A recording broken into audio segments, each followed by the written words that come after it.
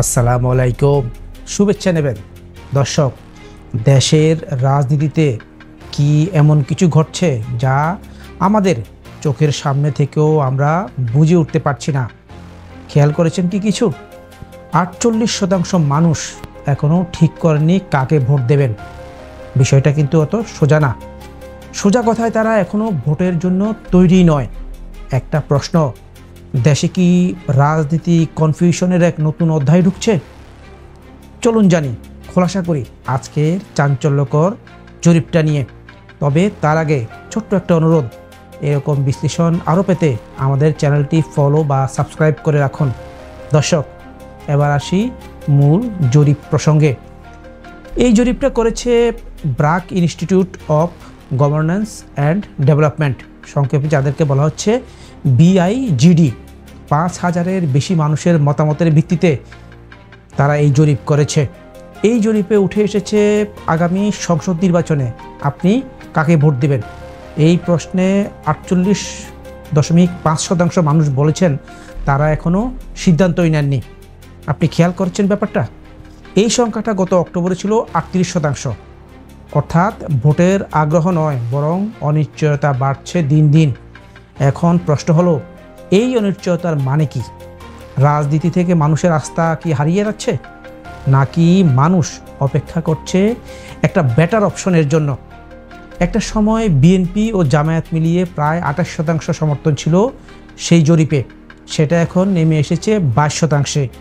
আওয়ামী লীগের কথাও বলতে হবে, যদিও এই দলটির কার্যক্রম নিষিদ্ধ, তবুও 7.3% মানুষ এখনও বলছে ভোট দেবে তাদেরকেই। এই সংখ্যা আগে ছিল 8.9%, তার মানে সেখান থেকেও কমেছে।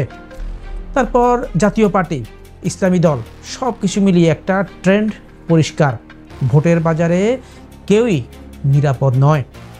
আপনি কি ভাবছেন, নতুন কোনো শক্তির উত্থান হচ্ছে, নাকি পুরনোদের উপর বিরক্তি বাড়ছে? জরিপে আরও কিছু তথ্য রীতিমতো ভাবিয়ে তোলে। 70% মানুষ বলছেন তারা বিশ্বাস করেন নির্বাচন হবে সুষ্ঠু, অথচ একই জরিপ বলছে 51% মানুষ চায় আগে গুরুত্বপূর্ণ সংস্কার হোক, তারপর নির্বাচন। এই সংস্কারের মধ্যে সবচেয়ে জরুরি হিসাবে উঠে এসেছে আইন শৃঙ্খলা, দুর্নীতি দমন, বিচার ব্যবস্থা, এমনকি অর্থনীতি চাঙ্গা করার উপরে। তাহলে প্রশ্ন হচ্ছে, এই চাওয়াগুলো পূরণ না হলে ভোটে কতটা অংশ নেবে ভোটাররা, অথবা ভোট দিয়েও কি কোনো ইতিবাচক পরিবর্তনের আশা রাখছে তারা? জরিপে অংশ নেওয়া মানুষের প্রায় অর্ধেক বলেছে দেশের রাজনৈতিক ভবিষ্যৎ নিয়ে আশাবাদ কমেছে, কিন্তু অর্থনৈতিক ভবিষ্যৎ নিয়ে কিছুটা আশাবাদ আছে এখনও। মানে রাজনীতি নিয়ে অস্থিরতা, কিন্তু মানুষ হাল ছাড়েনি। দর্শক, এই কন্ট্রাডিকশনগুলোই এখন দেশের রাজনীতির আয়না। বলার অপেক্ষা রাখে না। এখানে শুধু দল বা প্রার্থী নয়, ভোটাররাই এখন মূল ফ্যাক্টর। তারা কি ভাবছে, তারা কি চায়, এটা যদি রাজনীতিকরা বুঝতে পারেন, তাহলে আগামী নির্বাচনের ফলে একদম অপ্রত্যাশিত।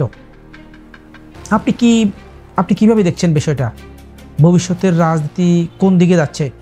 কমেন্টে লিখে জানান। ভিডিওটা শেয়ার করুন আপনার বন্ধুদের সাথে, তারাও জানুক। ধন্যবাদ, ভালো থাকুন, আমাদের সাথেই থাকুন। আজ এ পর্যন্তই। খোদা হাফেজ।